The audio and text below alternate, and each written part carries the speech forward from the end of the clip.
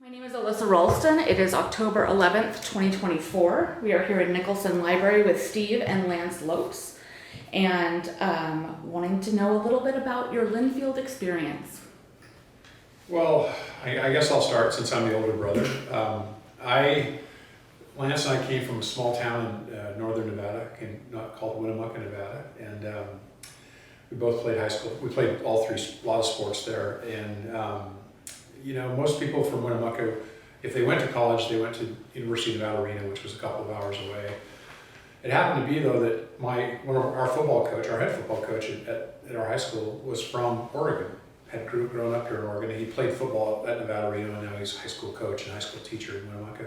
And anyway, he suggested that I looked at Linfield because I wanted to go to college and play football and do this whole thing. And if we weren't going to go to Nevada, Reno, there weren't a lot of choices around there. So he suggested I come up to Linfield. And it is kind of an interesting story because I flew up here to visit Linfield on May 18th, 1980. And if you're an Oregonian who's been around a long time, you know what May 18th, 1980 was. It was the day actually that Mount St. Helens blew. And so I'm flying in from Reno, Nevada to Portland, and I remember the pilot saying, at this time, this is way before 9/11 and where they didn't care if you had your seatbelt on, I think. He told everybody as you were coming into Portland, we were coming in from the east to the west, he said everybody who's on the left-hand side of the plane should go into the right-hand side of the plane. And as we approached the airport and see Mount St. Helens as blowing, and it was that day blown as sort of a large mushroom cloud of ash. And so everybody sort of gone on the other side, and we basically flew into Portland that day. So I came down here, and the coaches put me with a couple of guys that were from Nevada, Ken Chalk and Mike DeBusk, and they had me stay in their dorm room, and it was in Memo Hall underneath the football field, Memorial Hall. And I had a great weekend, had a blast. The ash actually, in the next day or two, the ash started coming down, and it became dark during the day. It was one of those weird, eerie feelings, and the ash came all over the cars, and so all of the ash from Mount St. Helens was coming down all over this area. Anyway, I had a great visit, went home, and I told my parents, I think I'd like this place, Linfield, and that was kind of my decision. And then my grandparents, I was first in my family to go to college. Lance was right behind me, he's 14 months younger. But my parents were working, so my grandparents drove me up here to Minville from Winnemucca in August for my first football camp in August of 1980. And I'll never forget, I thought Memo was really cool because it was under the football stadium, but let's be honest, it wasn't the nicest dorm in the inventory of dorms. And I remember it was my grandmother, I think, says, we can't leave you in this place. There's no way you can live here. This is just not going to work. I go, no, Grandma, it's fine. No, really, it's okay. And they said, no, we're going to get a hotel room. And they actually told Coach Rutschman this story, and he retold it over the years a few times that my grandparents almost didn't let me out because they didn't want to leave me in this place. It wasn't that bad. But anyway, long story short, I make it. I survive. I had a great freshman year. I think I was like 8th on the depth chart at left tackle, which means there's like at least 8 guys in front of me, and that's just in one position. That doesn't count both sides. And so I was just trying to figure out life, and it was a big change for me coming from a little town of, I think it was 7,000 or 8,000 people when we lived there. So it was a very small town. And so, at some point during my freshman year, Lance was 1 year behind me in high school, and he came up and visited me. Well, this cycle repeats itself, right? So guess what? He stays in Memorial Hall with me and my buddies, and he then in turn decides to come to Linfield the following year. Came in 1981, and so we were just 1 year apart in school, and so we. That's how it kind of started, is through my high school coach, Mark Brandenburg, who, God bless his soul, is no longer with us, but he's the one that really told me about Linfield, and he only knew about it because he grew up here in Portland, went to high school in Portland, and played at Nevada, Reno, and said this would be a great place for you to go. And so that's how it all got started back in 1980 when I first came up here on May 18th to check it out. The day Mount St. Helens, it was telling me fortuitous. something. Yeah, it was fortuitous. So I'll never forget that day that I flew in to see it that day. And Lance, did you just hear that Steve had just a wonderful time and that's why you wanted to come, or what was so Steve and I shared a bedroom for 17 years in the home that we grew up in, and so we were, being 14 months apart, we were very close, which about then we also fought all the time, but we also shared a lot of similar experiences. And And so for me, when I did come and visit, I wasn't sure whether I was going to come to Linfield or not, but when I did my visit, I had the best weekend of all time. I just had so much fun. And the idea of being able to play football with my brother, but also to attend the same school, that just felt so comfortable. I didn't have to outthink it and try to figure out where else. And to Steve's point, growing up in Nevada, there weren't a lot of school options. There were 2 universities in the entire state. One was in Las Vegas, one was in Reno. And neither of those really appealed to me, and particularly since I wanted to play sports, and not sure we were going to be able to make either one of those teams. So Linfield just felt very natural to me. So it was, but I will say, even with all of that in place, I still was incredibly homesick when I got here. It was tough. I mean, I remember the first week and a half or so, it was just, I missed everything about Winnemucca, and I stuck it out, but it was an interesting transition for me, for sure. I was only 17 years old when I came to Linfield College, so it was definitely a change. Can you both tell me about being on the football team in the early 80s? So I've got an interesting story. I'm actually going to share this story later on today, but I thought this was pretty funny and interesting. So I might have the distinction in the last 50 years of being the only true freshman at Linfield to start his first game at Linfield College.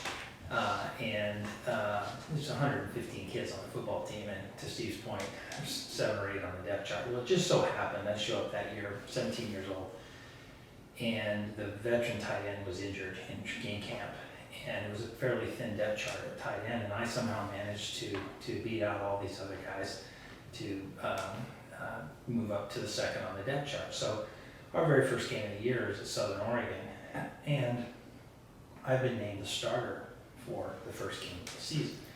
I'm scared out of my wits because I come from a school where we had 20 kids on the football team. We were terrible. I never left the field.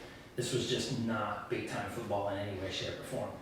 Well, Steve also had earned the starting position as a true sophomore, which was pretty amazing in itself. But so he and I were both getting our very first starts in the very first game of this season. And I think Coach Richmond recognized that he had a bit of a situation on his hands with these 2 young Lopes kids starting next to each other. Neither one had ever played a varsity game for Linfield. And we called us all in the locker room, as we do before every game. But I never remember him doing this except at this game. He called every and he says, "Men," he goes, "first play of the game, we're running 36 drive over Lopes and Lopes." I think it was like his psychology, and the whole locker room goes nuts, and we're all fired up, and we run out on the field. And first play of the game, I don't know whether it was him or me, but one of us missed our block, blew up the play. We lost the game. It was him. We lost the game, and I will say, however, it was one of only 4 games I lost at Linfield in 4 years. But it was not the most promising beginning. But it was really something, because I look back on that. At the time, I didn't know anything else, but now that I look back on it, I think to myself, did I really start my very first game of my freshman year at Linfield College? Because it just makes no sense whatsoever. But he and I both got to do it at the same time. So Yeah, and actually, there's playing next to each other. I was the tackle, he was a tight end, and there was a lot of interesting, funny things. But we were playing one time down in Klamath Falls. I think it was OIT, and I think it was at not Christmas time, Thanksgiving. It snowed, and this same play when he said 36 drive, I actually forgot that moment, but I just remembered it. But there was the same play. I think, the tackle's job is to stand the defensive lineman up, and then the tight end kind of cleans him up, right? It's a double team block. And I think, so we love this play because, we could double team a guy. And so I stood the guy up, and Lance sort of whiffed on the block. The guy makes the tackle, and I get up and I hit him alongside the head. My hand with his helmet, and whack. So, come on, Lance, let's go. So of course we get back to the film session back here at Linfield after the game, and we're watching it. And these are the days where it was actually film, when it was click, click, click, click, back and forth, watching this black and white film. And so, the coaches were reviewing, and they said, well, we have a problem. If the Lopes brothers can't get along, we're going to have a problem here. And they would rewind me, with slapping him in the head back and forth with this video or, film at the time. So he said, if the Lopes brothers can't get along, we're going to have a problem here. So, But he missed his block. I had to like get after him, right? That's just what you're supposed to do. I often thought about that because I thought if someone was watching that football game and they thought, wow, look at, there's two guys in the same team that are fighting. And not only fighting, but on Linfield, which is such a disciplined program. But It was a disagreement. It wasn't. they had no idea that we were brothers, right? And that it was just a brotherly disagreement about, but yeah, I'm trying to get up off the ground and I remember getting hit in the back of the head and thinking, oh, what was that? And it was my brother telling me that he wasn't very pleased with the fact that I missed the block, so.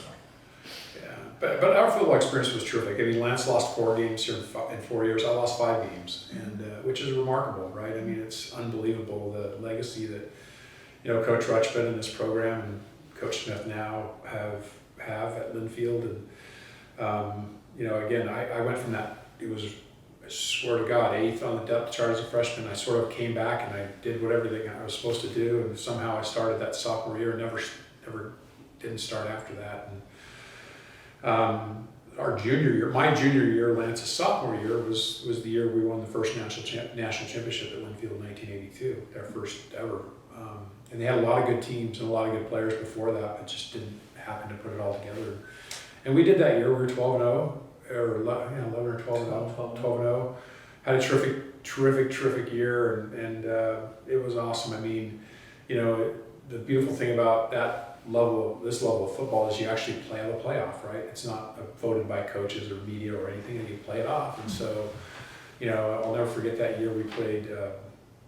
I played Cal Lutheran, and these guys from Southern California came up here, and it was raining, and we beat them in the mud. And they weren't very happy that they had to come to Linfield, but we were ranked higher, and that's how it worked. And then we played Westminster, Pennsylvania up here, and then in our championship game we played Williamsville, Missouri, and it was great. And actually, I'm sure we'll get to there, but it's helped me transition into my career, because what happened is my parents, of course, drove up from Winnemucca. It's about an 8-hour drive. It's Burns and Bend. It's kind of through Burns and Bend and then across the desert out there. But they came every week, right? Because Lance and I were playing. And of course, they were going to watch their sons, and so they drove up here back and forth. And my roommate at the time was a guy named Jim Winston, who played nose tackle for the team. His parents were from Los Angeles, and they would come up to the games, and all of our parents would come, and we were living over on Ford Avenue in, what was the name of those apartments? Terra Tempo.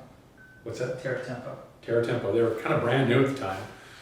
They were the stuff. And anyway, we'd play these football games, our parents would come, we'd have a big party afterwards, and we kept just doing this like week after week after week, and it was really cool. We got to make some great friends, and with not just our pals, but our pals and their parents. And so all of our parents, we sort of had these big get-togethers every week. And 1982 was a real magical year for us. It was really fun because we started together and played together that year and won the national championship in 1982. It was terrific. So I'm sensing that you spent a lot of time together, both in the dorm and on the field. But I think your career paths and your scholastic paths diverge somewhat. Can you talk a little bit about your academic experience here at Linfield and where that took you after graduation? Sure. Well, I'll happy to start on that. I wasn't sure what I wanted to do after college. I really didn't quite know what my career path looked like, but just to sort of preserve the opportunity to have flexibility, I always was very focused on my grades. So I studied hard. I was one of those few kids that actually was in the library most days, and I was not a procrastinator, so I always got my work done. I sort of stuck out, I guess, a little bit that way, but I never missed a class. I was just one of those kids that just was I figured my parents were... I missed a few, but... Yeah, but my parents had made a huge sacrifice for us to attend the school. We'd taken out a tremendous amount of loans, and I was going to get my money's worth. So I worked really, really hard. And that then allowed me to basically have a grade point average that allowed me to really think about graduate school and go somewhere where... and then when I got to my senior year, I really sort of felt like as much as I wanted to go to law school, I really more just didn't have another plan. It was one of those, I think a lot of kids go to graduate school for that same reason. They just don't really know what's next. So for me, it was somewhat of a deferred decision to go to law school, took out more loans, and sort of crossed my fingers and hoped I liked it, because I really didn't know what I was getting myself into. But That's really what my academic path ended up. I ended up going to the University of Oregon. I had to take a year off after graduating before I went to Oregon. Just I had some health issues from an infection and a knee injury that I received my senior year. And but anyway, I ended up going to the University of Oregon Law School and then going to a legal career that then moved into a sports career. But that was sort of my academic path. And I mentioned Jim Winston. His dad worked at USC, which is University of Southern California. And again, I didn't know anything about USC, honestly, and really nothing about Los Angeles. But Jim's dad, Don, was a salesman. He was in fundraising, and he could sell ice to Eskimos. And he said, again, I didn't really have a plan at this point, but he said, Steve, you should come. You should think about coming to USC and going to graduate school. I can help you maybe get a graduate assistantship. And so I graduated. Didn't really know what I wanted to do, but it was 1984. The Olympics were in Southern California in Los Angeles, and I'll never forget. I flew down from Reno. I was fighting fires for the Bureau of Land Management that summer, and I took a couple days off and flew down. And I was supposed to meet with this guy about getting a graduate assistantship at USC. Well, I went down there, and the Olympics were going on, and this led to that, and I never really connected with him. I remember going home and telling my dad. He said, "Well, how did it go? Did you meet with him? Are you going to get this job?" And I told him, that we didn't connect. And he was about as mad at me as he ever was. He goes, "What do you mean you flew to Southern California? You didn't talk to him? What are you going to do?" It was one of those moments. And anyway, I did go back that fall. I didn't get the graduate assistant job right away. I kind of volunteered and worked there, and I worked in the weight room, in the athletic weight room at USC. A guy left, and I ended up getting a graduate assistant job in the athletic department there in January of, I guess it would be 85, and was getting my graduate degree and working full time. And while I was doing that, I was volunteering in the athletic department, in the marketing department. And really, there was no athletic marketing in 1985 in college athletics. Now it's a big deal. And actually, they let me, do some things in the marketing department. I started the group sales program, so where you buy, 10 or more tickets, and you could get a discount, and you put your name on the video board and all that sort of stuff. And that was one of my first jobs, and I marketed the USC UCLA track meet, which track at the time was gigantic at both those schools. And they played that, and they did this meet in the Coliseum, in the LA Coliseum, which seats 90,000 people. And your job is to market the track and field meet in the Coliseum. Well, it's very difficult to get a lot of people to show up. But anyway, we did some things where we gave, whoever was the record holder in that event became the honorary captain. And the honorary captain in those events, whether it was from SC or UCLA, were big-time athletes. So they were all many more world record holders. And we had a lot of people. And anyway, one thing led to another. I got a full-time job in the athletic department at USC in 1986, and really just worked my way up through the ranks in the athletic department. I started in the operations area.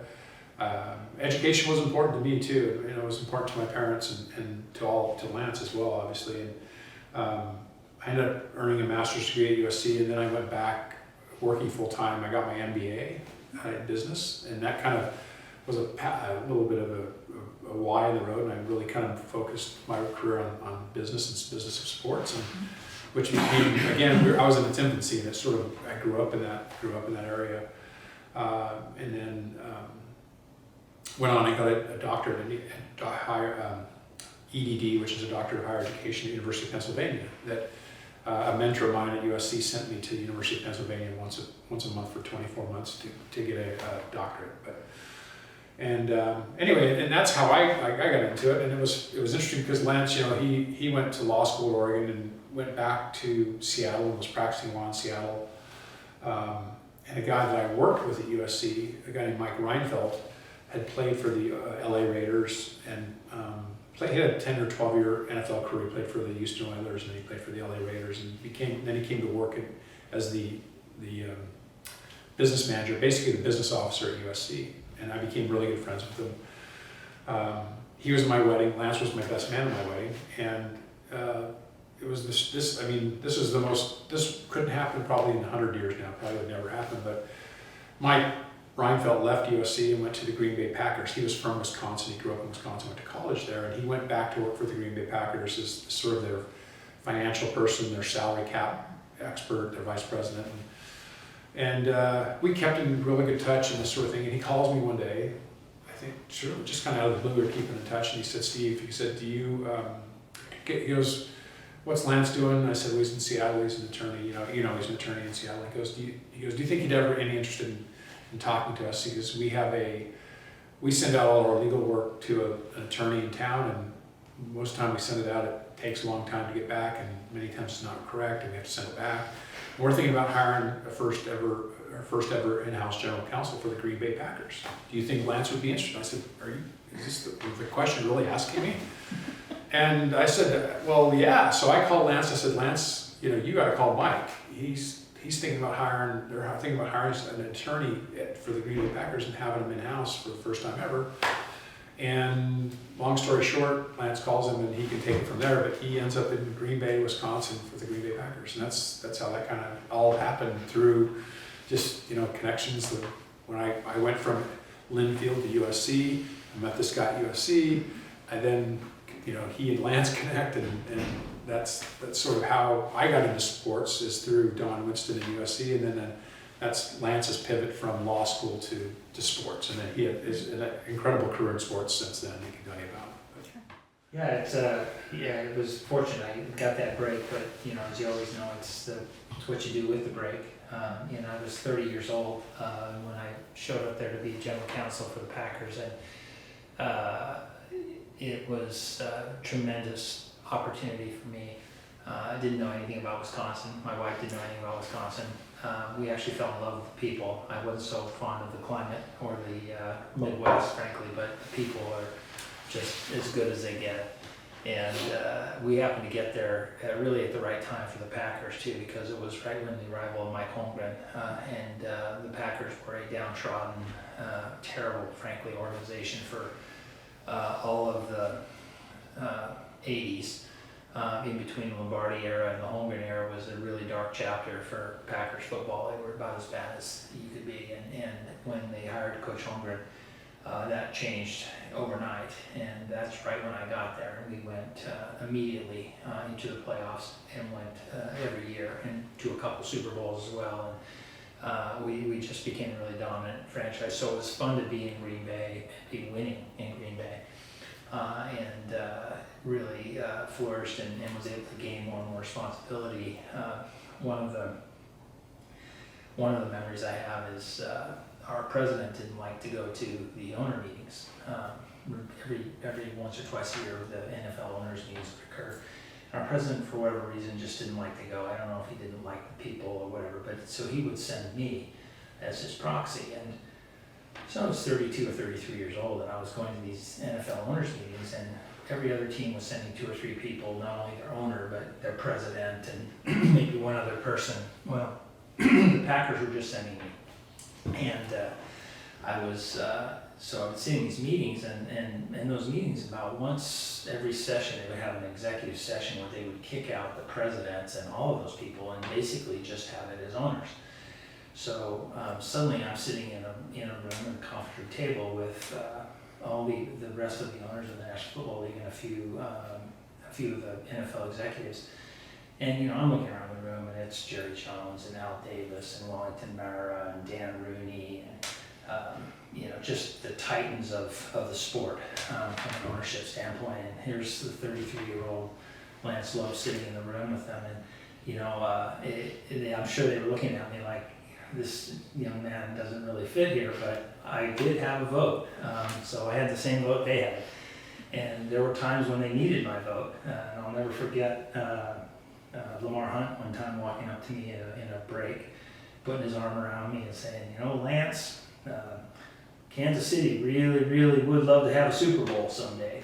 And I was getting a full lobby from Lamar to vote to approve a Super Bowl to play in Kansas City, which, by the way, never happened. But I do remember when I left those meetings, because it was pretty heavy to be sitting in the room and negotiating, debating, revenue sharing, and all these heavy issues with those types of people. But I do recall when I would fly home, I think to myself, I'm probably the only guy that's going to go home and mow my own lawn this afternoon. So it was but it was certainly a fantastic opportunity for me.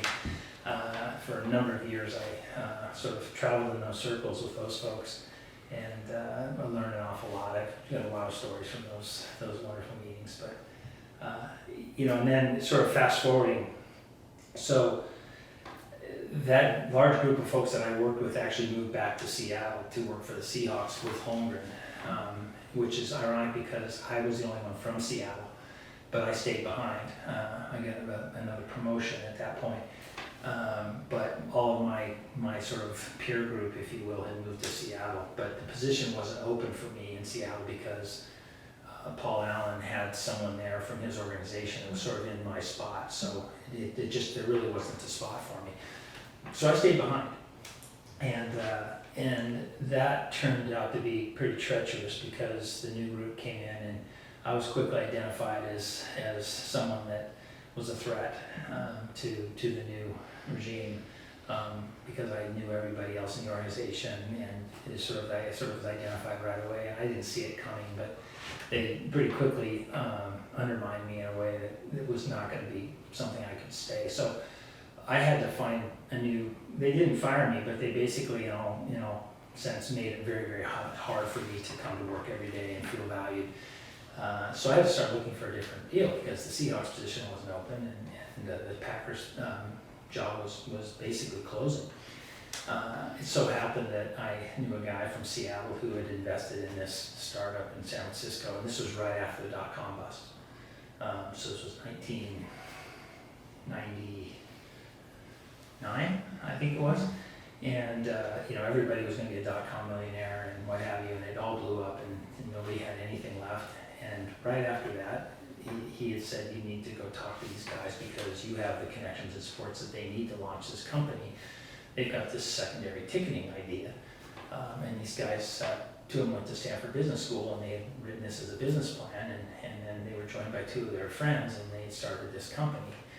And so I went and spoke to these guys, and there's literally 4 guys meeting in the basement of the Stanford Business School. They had no offices, they had a little bit of seed money, but they had an incredible idea. And so I didn't really have anything going on. I didn't have much else to, so I said, I'm in, let's do it. I certainly have the contacts in professional sports to talk about, potentially getting some of these platforms with these teams. And I signed up, and it was quite a ride because I was flying down and sleeping on their couch, literally sleeping on the couch of these guys' apartments in Palo Alto at times. It was that seat of your pants. That little company turned out to be StubHub, and went on to tremendous success, and is still now a major secondary ticketing platform in the business. So I had the opportunity to sort of really start at the ground floor. One more little story about that I'll never forget. We're sitting in the basement of the Stanford Business School on a whiteboard, and the name, we were Liquid Seats at this time, was the name of the company that was first formed. And one of the guys said, we need to change our name. So we were arguing, and one of the guys says, I think we should be StubHub. And I was like, that's the stupidest name I've ever heard. I was like, just completely, again, I was just going off on it, like, this is such a terrible name. And lo and behold, they did listen to me, and StubHub it was. But so then the opportunity opened up for the Seahawks. The guy ultimately moved back to the corporate side of Paul Allen's business, and I got a call from the Seahawks because I was living in Seattle at that point. I moved back to Seattle. My wife was from Seattle, so when I left the Green Bay Packers, we actually moved back to Seattle. So it was an easy move for me. I literally just changed addresses. I told StubHub that I needed to do this. This was really what I was built for. I wasn't an entrepreneur, and really sort of discovered that. Not a couch sleeper. Yeah, so I went back to the Seahawks, and then I spent 13 years with the Seahawks, and much more went on after that, of course. But anyway, that's sort of how I transitioned back into the NFL, and had the opportunity to work in Seattle, which was a dream for me because now I was doing what I really love to do. I was doing it in the city I really wanted to be in, which is where my wife was from, and it really became my second home.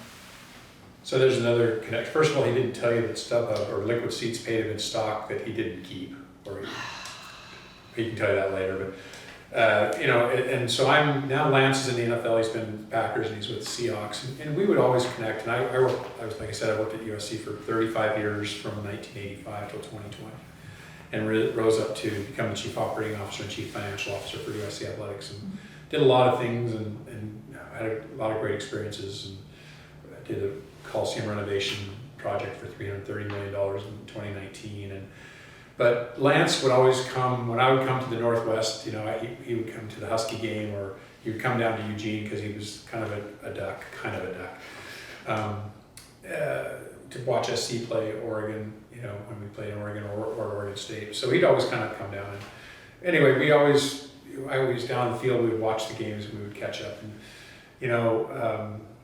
at one point, Pete Carroll was our coach at USC, and he had a tremendous career at USC and won a national championship. Should have won 2 or 3, but won a national championship, which was terrific. And he was a great coach. And so at one point in Lance's career at Seattle for the Seahawks, he asked me about Pete. He observed Pete from close range, watching him and kind of watching him. It turns out that they were looking for a coach in Seattle, and Coach Carroll had told myself and my boss, Mike Garrett, that he was looking at different opportunities in the NFL for a couple of years. A couple different teams came after him. This one year he was telling us, he goes, "Yeah, I'm still having these conversations with these NFL teams," and it was interesting because there were no NFL jobs open at the time. So I'm like, "Who's he talking to? This doesn't make any sense. There's no jobs open." And I kind of read in the paper or see on the internet or whatever it was that the Seahawks had fired their coach. And I knew that Pete Carroll was still talking to somebody in the NFL. And so it was a day or so, it didn't take very long, and things were kind of heating up, you could kind of feel it. So I called Lance, and I don't think he answered the first time. We always talk, we talk like once a week. And I called him back and get a hold of him, and I said, "Lance," I said, are you talking to Pete?" He goes, "Steve, I can't really talk right now." And I go, "Well, you said enough." Right? So like 2 days, he could probably tell you more of the details if we have time to hear that. But bottom line is he and his boss from the Seattle Seahawks were recruiting Pete Carroll to become the head coach at the Seattle Seahawks. And Pete was working, not for me, I wasn't the athletic director, but working with me and working at USC as our head coach at USC. And they took him to Seattle, and he won an NFL championship there, the Super Bowl for Seahawks. So it's kind of this weird, again, you took the puppet master, aren't you? Crazy connection, which you just never, hindsight, it's like, wow, how did this happen to these two kids from Winnemucca, right? Who sort of ended up in these sports path, and I think that's just amazing all the time. I think back at that. So. Yeah. So what Steve didn't tell you there was my boss had come to me.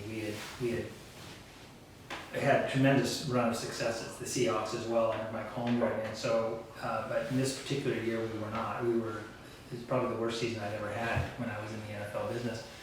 And we had fired our GM mid-season, and the head coach was a new coach, Jim Mora, who'd only been there a year, and it wasn't working out particularly well. It was pretty clear the writing was on the wall that he may not be our future. But my boss came to me and he said, "Lance," he goes, we need to do something.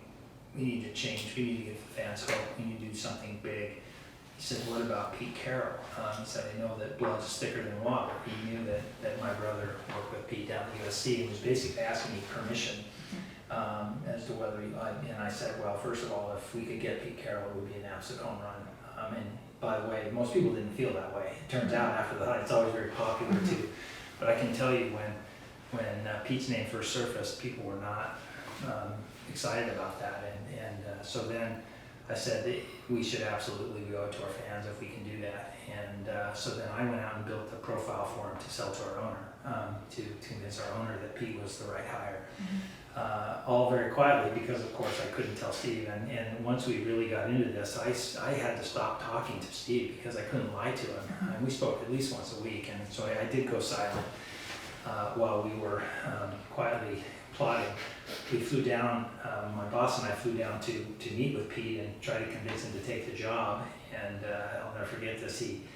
he said to us, he said, I'm going to take a vacation. This was right at the end of the season. So he said, I'm going to take a vacation with my family. We're going to talk it over. We're going to take a vote, and I'll get back to you in 2 or 3 days. And so we're waiting, pins and needles, because we really didn't have a good plan B. And he calls us back and he says, so we took the vote. It was 5-1 against, because my family just absolutely loves LA. He's kind of the king of Los Angeles. And I said, and he said, but I'm the one, so I'm coming. And so he overrode his family and decided to come. Well, at that point, then we had to fire our coach. We in fact had 2 coaches. So we made the decision, and that's when Steve called me, and I just was quiet. I really didn't know what to say, because he had sort of caught me off guard, and I was always kind of fretting that conversation, because I knew he wasn't going to take it well at the time, even though we did know that Pete was eventually going to come back to the NFL. He wasn't ready to come back then, and so it all worked out. We were able to keep the coach in the family, if you will, and he went on to tremendous success with the Seahawks. And but it was an interesting time for sure. Yeah. So I mean, it's kind of been a long, winding road, and SC was terrific for me, and I got to experience a lot. National championships, great coaches, great athletes. I met my wife Elaine. She's an assistant professor there and has been there for 25 years. She was an athletic trainer, so she worked in the athletic department for quite a long time. And both my kids went to USC. My son ended up playing football at USC, and my daughter Jen got her master's degree in undergrad. So we were an SC family. I left SC in 2020, and the last 4 or 5 years I've run my own little consulting business and done a lot of work for SoFi Stadium, and created a new college bowl game there called the LA Bowl. And this last year or so, I've been working on the World Cup 2026. It's going to come to Los Angeles in 26, and there'll be 8 games played at SoFi Stadium. And so, it's been a fun ride, to be involved. And the cool thing is that I've been able to live in one place for 35 years. And in the world of athletics, I mean, Lance moved. He was really fortunate being in Green Bay and Seattle effectively in 2 places, but that's kind of out of the norm. I mean, you're typically moving around from city to city and trying to climb this ladder. And to me, my family was really important. They were really sort of lodged in Southern California, and so I never had to leave. And it was just a terrific run for me to be at a place like USC for so long. And it really all started with this roommate at Linfield College, whose dad convinced me to give USC a shot back in 1984. Pretty remarkable how it kind of all started. And you go back to that decision to come to Linfield in 1980 because of my high school football coach, and I didn't know anything about Linfield, I didn't know anything about McMinnville or anything. And that's, you sort of think back at these sort of forks in the road, right? And these are crazy forks that have sort of led us to this, life we've had of really incredible in different worlds, college athletics and professional athletics, but pretty remarkable. Lance, I'd love to hear a little bit about starting the Kraken in Seattle, and then I want to get to page 132 of the 1982 yearbook. We'll get to that, yeah. All right. Sure. All right, that's good tape. Sure. So, I was, I'd left the Seahawks. I was going to work for the University of Washington for a few years. It was challenging for me. I was not college athletics, and I did not get along particularly well. And I was looking for something different. And fortunately, my old boss at the Seahawks, brother, who was a kind of a titan in the what I'll call the arena development space, again, Tim Lewicki, who really created AEG, which is Anschutz Entertainment Group, which built Staples Center and O2 in London and all these arenas all over the world, had started his own company. Very small though at that time, there were 10 employees, and he wanted to build the arena in Seattle, which we did not have at the time. We needed a new arena, had not had one in 25 years. And my old boss connected Tim and I up to hire me to become the face of the operation in Seattle to get that arena built from a political standpoint, community, media based. Basically, I was the guy on the ground for about a year and a half in that market to figure out how to position that project to get it built. And so we were really fortunate because through Tim's vision and leadership and connections, we were able to actually make that happen when nobody else could for 25 years, 100% privately financed arena, on the Seattle Center campus, which ultimately was what needed to be unlocked for Seattle to get professional sports back in the wintertime, meaning the NHL, which they'd never had, of course, or the Sonics. So once we got the arena approved, we were very quickly green-lighted to be able to get a new NHL expansion franchise, the Seattle Kraken. And I moved over to become the first employee of that organization to help get that plan put in place. And now we're working on, hopefully someday, bringing a basketball team back as well, because we designed the building to be able to house both teams. Our ownership is interested in bringing back basketball. And so we're going to be focusing on that as well. But ultimately, it just ended up again working with really great people and an opportunity to work on that project. And it's really been an amazing project because I think it's, I'm biased, but I think it's the nicest arena in the entire country at this point, and 100% sustainable, zero carbon. It's just a remarkable story that we've achieved up there, and the hockey team is doing very well, and it's just been a wild ride. It's been a lot of fun. So. All right, so the opossum with the Jack Daniels.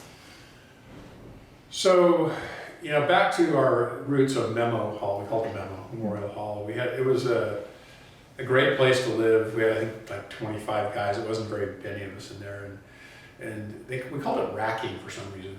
You'd rack a dorm, which means you'd go over and kind of mess up their dorm, right? And we seemed to be the target of a lot of racks. I don't know why.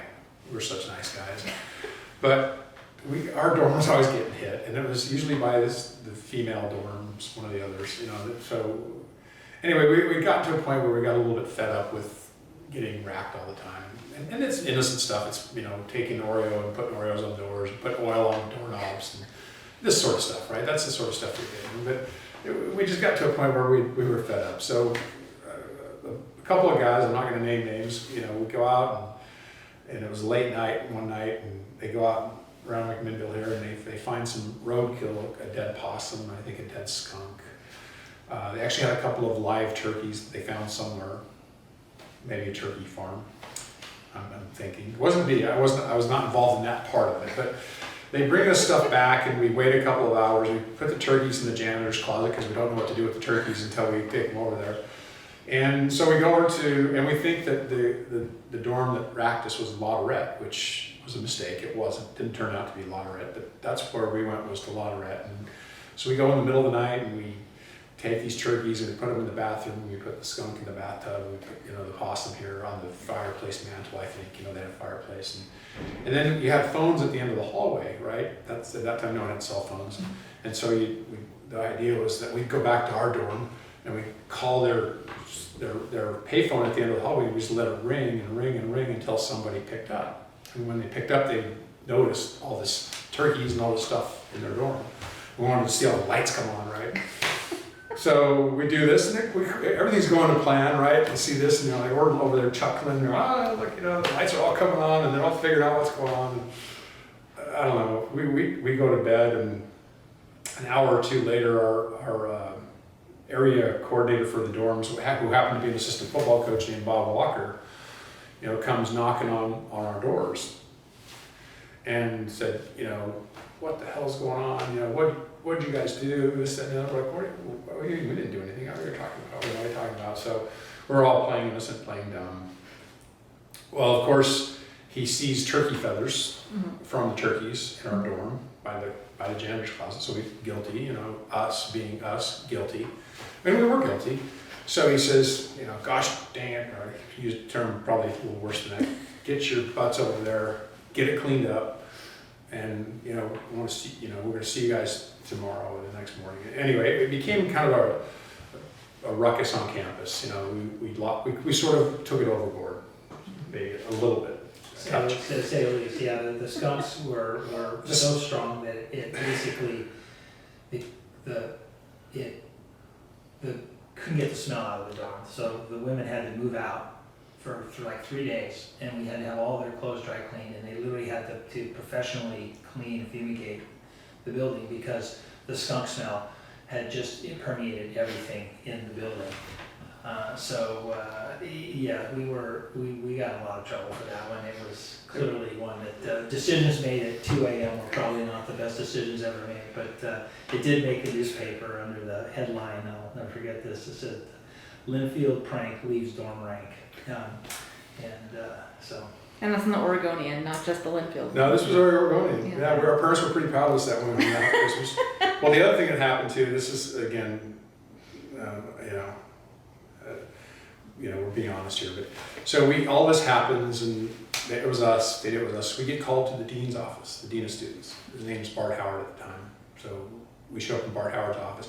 By the way, the school president also lived in Memorial. There was about, of the 24, there were probably 18 guys on the football team. The school president, the student body president lived in our dorm. It was kind of the who's who of Linfield, we thought anyway. So we all get called into the dean's office, and he's like not very happy with us, right? You guys did this, you did this, you did this. This is embarrassing, it cost us money. He says, so you're lucky you're not thrown out of Linfield. So this is strike one and strike two, and if anything else happens, you will be expelled, kind of thing. And he says, by the way, we had to get all these girls or these gals clothes dry cleaned. It's the total dry cleaning bill was like whatever it was, $800 or $1,000 at the time. This is 1982 or whatever, 80. And anyway, he gives us the total of the bill, and he goes, and then you also have to do like 400 hours of community service. So I remember we had to go cut wood down by Cozine Creek and cut wood for the door. We had a whole laundry list of things that we had to do, right? So you get to the last one, he said, well, if you divide the dry cleaning bill up by the 20 guys that were involved, it's $80 a guy or whatever it was. And we have one guy in the group, and I love the guy, John Knapp, I'll say his name, because he's very proud of this moment. He raises his hand, he asks the dean of students, he goes, "Hey, Dean Howard," he goes, "I have one question." And Bart Howard said, "Yeah, what's your question, John?" He goes, "Do the Lopes brothers get a family discount?" And we were doing everything we could to not laugh. And he wasn't very happy about that question. And he I think it was something like, "Get your ass out of here." But we didn't get the family discount anyway. And we had to make the full restitution to the women in that dorm. So that was one of our, I don't know if highlights or lowlights of our Linfield career, if you think about it. That is the possum in the photo. Yeah. So the possum, you asked about the yearbook photo, that was the possum photo. That's how that came out. That was that night. I'm so glad I asked about that. Thank you so much for sharing that with us and for posterity. And thank you so much for your time. We'll go ahead and cut it off. Yeah.